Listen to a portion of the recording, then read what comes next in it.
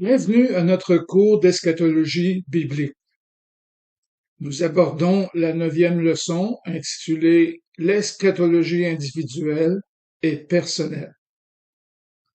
Comme introduction, j'aimerais vous présenter quelques statistiques. Un individu sur un meurt. À l'heure actuelle, environ 56 millions meurent à chaque année. Plus de 6 000 par heure meurent.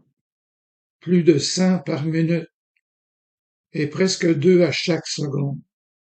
Si le Seigneur tarde à venir, nous aussi, nous ferons partie de cette statistique qui nous porte à réfléchir. L'eschatologie est un vaste sujet d'étude qui inclut les prophéties bibliques, les événements des derniers jours, et ce n'est pas tout, l'eschatologie englobe 4 expériences de l'eschatologie individuelle et personnelle. Ces 4 expériences ou ces 4 phases sont, premièrement, la mort corporelle, deuxièmement, l'état intermédiaire, troisièmement, la résurrection corporelle, et finalement, le jugement du croyant. Alors, l'eschatologie individuelle et personnelle, ça nous vient de la Bible. C'est une révélation des Saintes Écritures.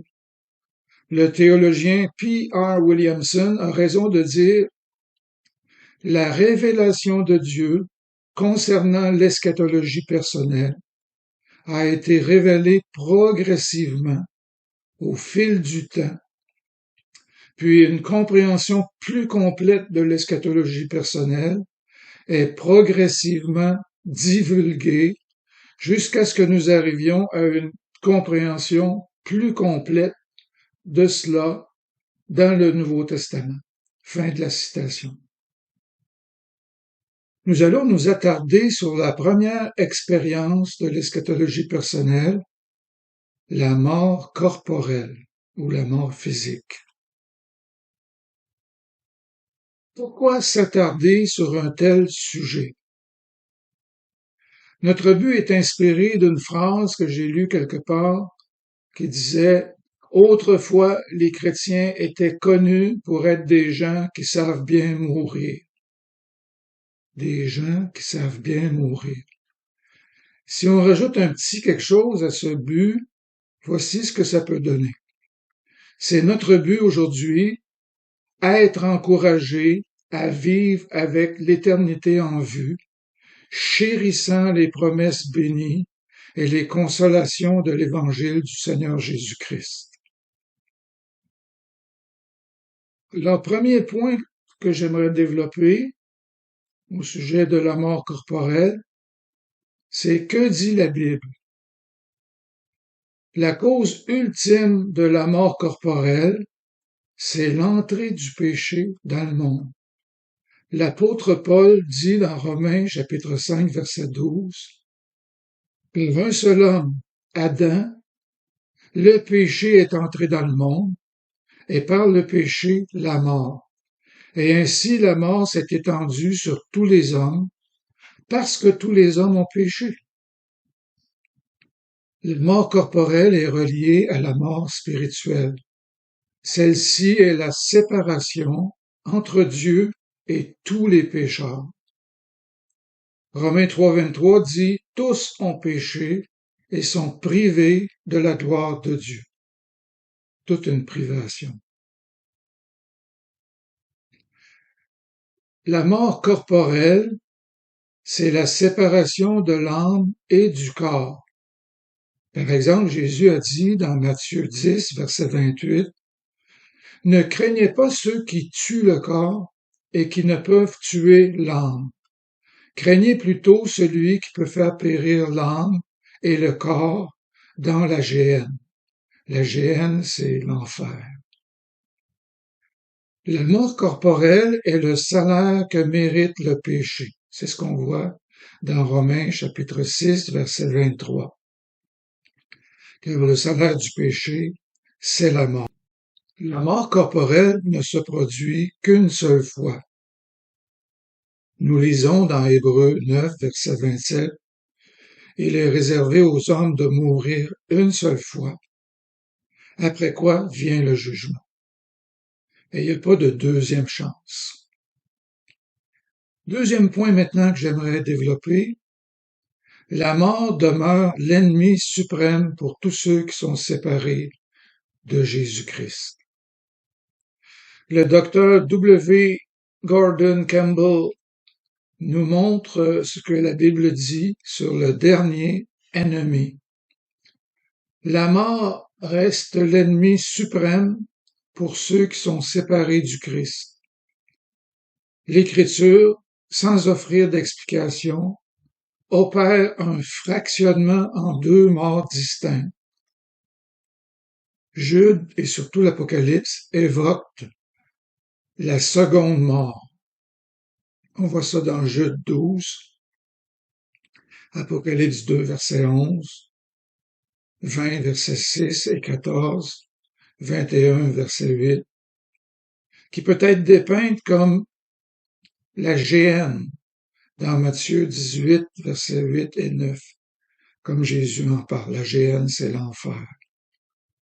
Ce qui peut être décrit aussi comme un ver qui ne meurt pas, un feu qui ne s'éteint pas. Marc 9, 48. Ou encore un lac de feu et de soufre. Apocalypse 14, 10 et Apocalypse 20, verset 10. Il s'agit du châtiment ou de la perdition éternelle, comme on le voit dans Matthieu 25, 48. Loin de la face du Seigneur, 2 Thessaloniciens 1, 9. C'est sans appel. Cet état est, à l'évidence, à l'opposé de celui du salut, qui signifie quitter l'état de mort qui fait passer de la mort à la vie, selon Jean 5, 24. Fin de la citation de Gordon Campbell. La solution, c'est la bonne nouvelle de la grâce. Le Seigneur Jésus lui-même dit dans Jean 3, 36, « Celui qui croit au Fils a la vie éternelle. Celui qui ne croit pas au Fils ne verra point la vie, mais la colère de Dieu demeure sur lui. » Considérez l'enseignement du Seigneur aussi dans Jean 5, 24. En vérité, je vous le dis, celui qui écoute ma parole et qui croit en celui qui m'a envoyé a la vie éternelle, ne vient point en jugement, mais il est passé de la mort à la vie. Troisième point à développer, la mort corporelle est un fait de l'existence humaine dans le monde. Le théologien George Eldon Ladd souligne bien ce fait en disant « En dehors de la vie apportée par le Christ, l'humanité est vouée à une mort dont elle est responsable parce qu'elle est pécheresse. La mort est la caractéristique de ce monde, mais la vie d'en haut est descendue dans ce monde pour que tout homme puisse échapper à la mort et entrer dans la vie éternelle, comme nous dit Jean, chapitre 5, verset 24. Quatrième point maintenant, la mort corporelle est-elle une victoire ou un ennemi? Ce sont les deux côtés d'une même médaille. Il vaut la peine de citer ici Donald Carson. Il y a des croyants qui, très préoccupés d'être spirituels, essaient de traiter la mort comme étant seulement une victoire. C'est entrer à la maison. C'est un appel à un service élevé, une élévation de notre vocation la plus haute. Paul ne dit-il pas lui-même qu'être absent du corps, c'est être présent auprès du Seigneur? S'il y a des larmes, ce sont certainement des larmes d'apitoiement et de choc parmi ceux qui restent ici-bas, mais la mort elle-même n'est pas abjecte. Elle n'est certainement pas quelque chose qu'un chrétien mûr devrait craindre ou mépriser. Et ça, c'est une façon d'aborder la mort qui se limite beaucoup trop à un seul côté de la médaille. La Bible parle encore de la mort comme étant un ennemi, le dernier ennemi qui sera vaincu. Et c'est seulement le retour de Christ qui va conquérir ce dernier ennemi. 1 Corinthiens 15, versets 25 et 26. La mort demeure la preuve incontournable du péché, le résultat de la chute, l'évidence du jugement divin sous lequel se tient la race humaine. La mort ne sera pas finalement vaincue avant l'arrivée des nouveaux cieux et de la nouvelle terre. Entre-temps, il y a un sens selon lequel nous devrions encore être choqués ou ragés contre la mort de la lumière, comme quelqu'un l'a si bien dit. La mort est le résultat du péché et nous devrions détester tout ce qui se rattache au domaine du péché. Ce que nous devons donc faire, c'est préserver l'équilibre des Saintes Écritures. La mort est une ennemie, mais elle est une ennemie qui, en principe, a été vaincue par l'œuvre de Christ sur la croix et destinée à la destruction finale lors de son retour. La mort est un sceau inlassable de la malédiction, de notre condamnation collective et personnelle. Mais elle est aussi le moyen que Dieu se sert en Christ pour payer le prix de notre rédemption. Le Fils est mort, lui le juste, pour les injustes, afin de nous amener à Dieu. La mort n'est pas intrinsèquement bonne, car elle parle de manière éloquente du péché, de la malédiction, de la mortalité, mais la grâce de Dieu abonde déjà de manière si puissante que les croyants savent que la mort n'est pas l'ultime réalité. Nous pouvons expérimenter un deuil, mais pas comme celui qui n'a pas d'espérance. Quitter ce corps pour être avec Christ, c'est beaucoup mieux. Fin de la citation de Donald Carson. Voici un cinquième point que j'aimerais développer. Que se passe-t-il suite au décès d'un croyant chrétien? Une citation de Colin Smith peut nous apporter un grand réconfort quand il dit « La mort de Christ a changé le caractère de la mort pour toujours, pour les siens. Quand nous, les chrétiens, nous mourrons, nous n'emportons plus nos péchés et notre culpabilité avec nous dans notre mort, car Jésus les a emportés dans sa mort, à notre place. Si nous sommes en Christ, nous ne saurons jamais à quoi ressemble le fait de mourir chargé de nos péchés. » Fin de la citation de M. Smith. Lorsque un croyant chrétien meurt, son corps reste sur terre pour les obsèques ou les funérailles. Mais la mort physique du croyant aboutit immédiatement à la présence consciente de Dieu. Philippiens 1, 20 à 24. C'est un euphémisme que de le décrire comme temporairement endormi. On voit ça dans Matthieu 9, 24, 24, 52, Luc 8, 52, Jean 11, 11 à 13, Actes 7, 60, 13, 36, 1 Corinthiens 7, 29, 11, 30, 15, 6, 18, 20 et 51, et puis 1 Thessaloniciens 4, verset 13 et chapitre 5, verset 10. L'expression dormir, c'est une métaphore qui exprime le fait que la mort physique est temporaire. L'image du sommeil ne s'applique qu'à la mort physique temporaire, car son âme ne dort pas, mais elle se réjouit de se retrouver en présence de Dieu, ce qui est de beaucoup le meilleur. Car Paul dit, j'ai le désir de m'en aller et d'être avec Christ. Et c'est de beaucoup préférable.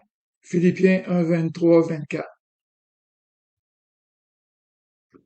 Paul mentionne clairement la survie de l'âme après la dissolution du corps. Quitter la demeure de ce corps pour aller demeurer auprès du Seigneur. 2 Corinthiens 5, 8. Cela confirme l'enseignement de Jésus qui dit au larron converti, « Aujourd'hui, tu seras avec moi dans le paradis. » Luc 23, 43. Jésus n'a pas dit « Aujourd'hui, ton âme sera inconsciente jusqu'à ce qu'elle se réveille avec ton corps plusieurs siècles plus tard, avec moi au paradis. » Dans le livre de l'Apocalypse, il est question des âmes de ceux qui ont été décapités et qui sont dans le ciel en présence consciente de Dieu. Je vous donne les références. Apocalypse 6, versets 9 à 11. Apocalypse 7, versets 9 à 10. Et Apocalypse chapitre 20. Alors, durant la course de la vie chrétienne ici-bas, nous sommes environnés d'une nuée de témoins, nous dit Hébreux 12, 1, incluant les saints de l'Ancien Testament qui sont décédés, mais qui sont maintenant parmi les esprits des justes parvenus à la perfection. Hébreux 12, verset 23.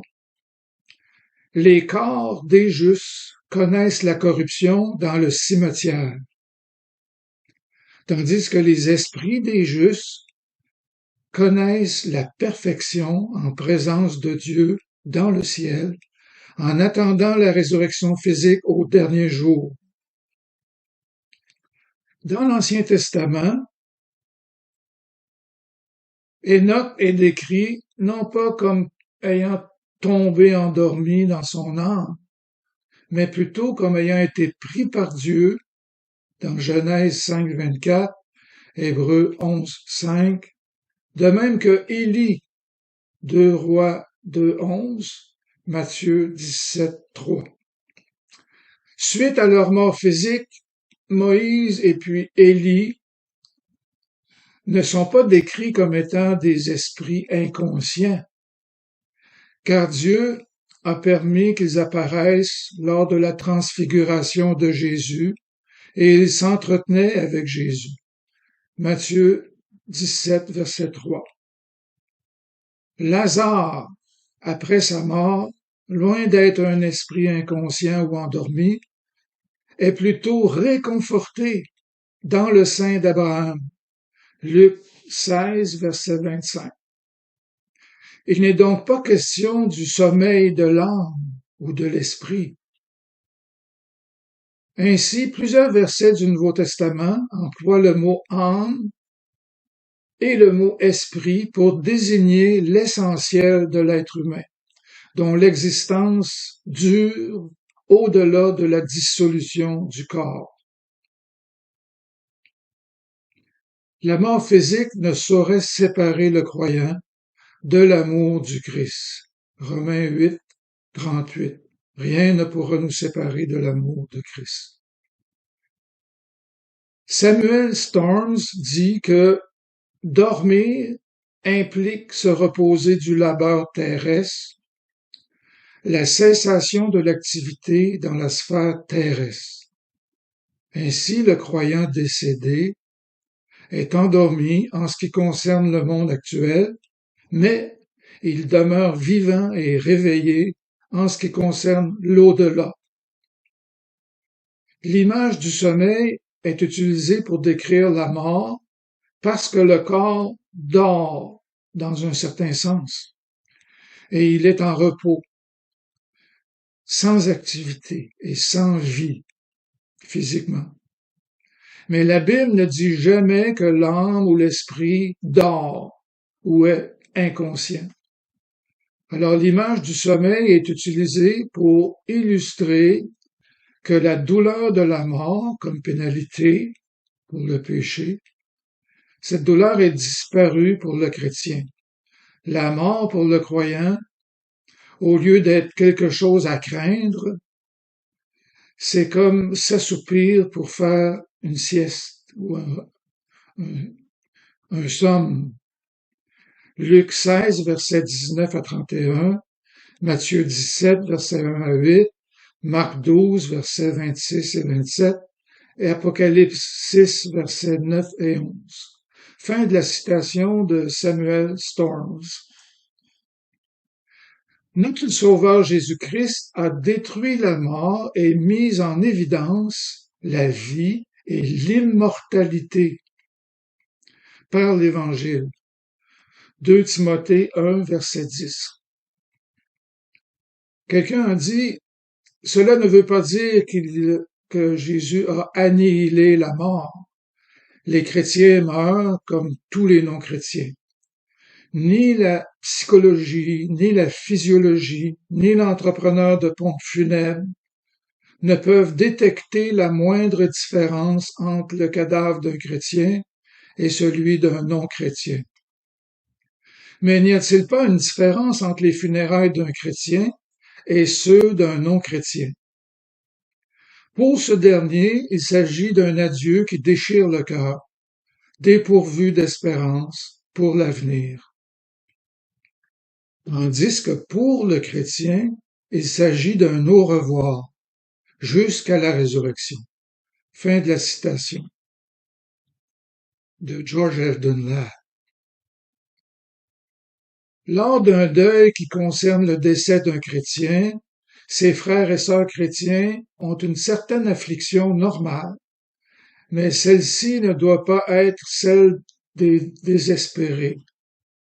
Ça ne doit pas être comme un désespoir expérimenté par les incroyants qui n'ont pas d'espérance. Laissez-moi vous citer 1 Thessaloniciens 4, versets 13 et 14. Nous ne voulons pas, frères, que vous soyez dans l'ignorance au sujet de ceux qui dorment, afin que vous ne vous affligiez pas comme les autres qui n'ont point d'espérance. Car si nous croyons que Jésus est mort et qu'il est ressuscité, croyons aussi que Dieu ramènera par Jésus et avec lui ceux qui sont morts. J'aimerais développer un sixième point, semblable à celui qu'on vient de couvrir.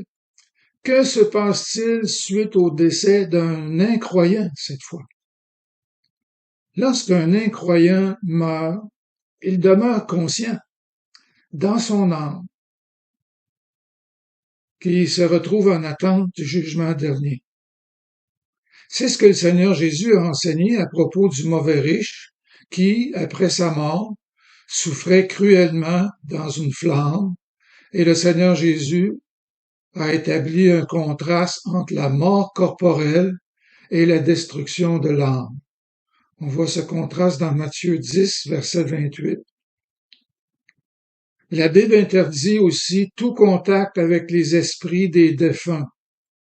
On ne doit jamais invoquer les morts. Le roi Saül a commis un grand péché à cet égard. On voit ça dans 1 Samuel 28, 7 à 25. Alors, suite à la mort physique, les esprits des incroyants ne peuvent accéder au paradis, car une séparation infranchissable les en empêche. On trouve cette idée dans Luc 16, versets 24 à 26. Les incroyants étaient incrédules ici-bas devant l'Évangile. Ils sont maintenant les esprits en prison. On trouve une idée semblable dans 1 Pierre 3, 18 à 20. Les incroyants n'ont pas de seconde chance après la mort. On voit ça dans Hébreux 9, 27. Une fois morts, les incroyants ne pourront plus échapper au châtiment éternel qui les attend. Matthieu 25, 41 et 46.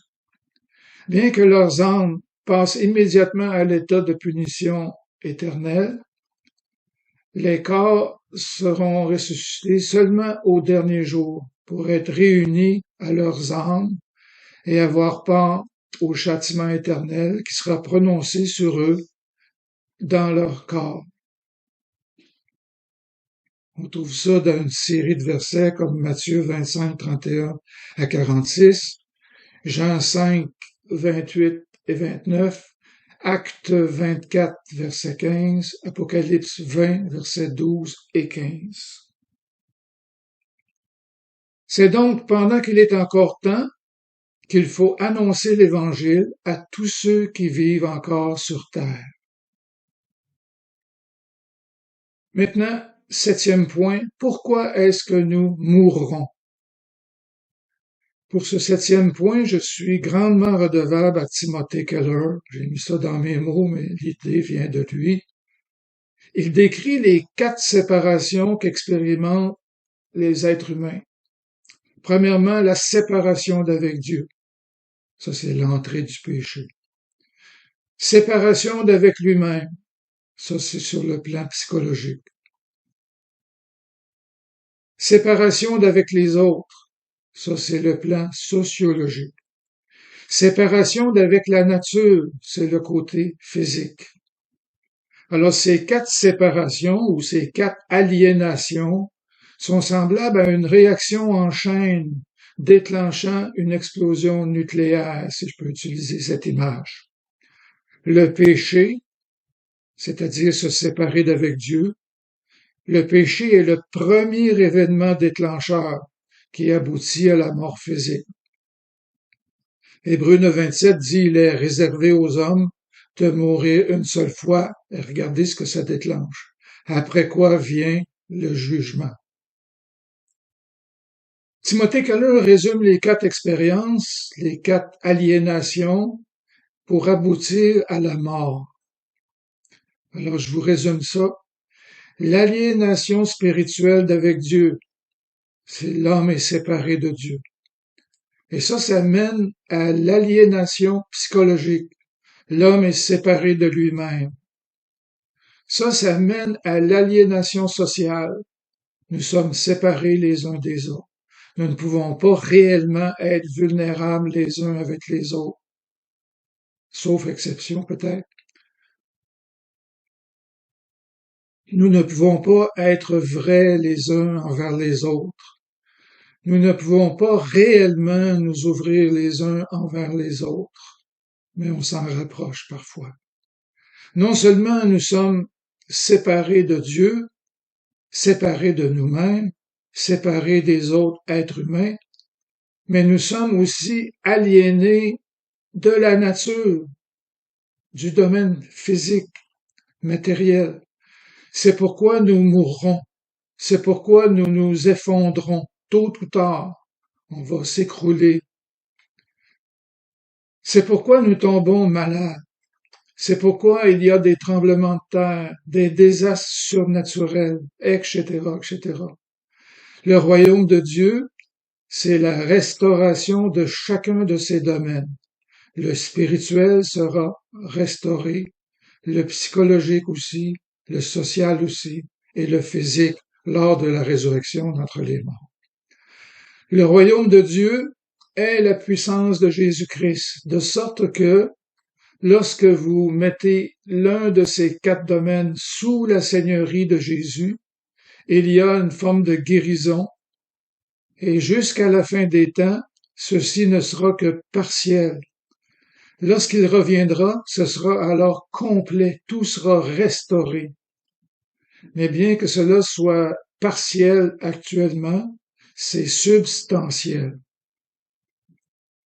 Toutes nos aliénations, tout le déclin, tous les problèmes découlent du péché. C'est là que ça commence.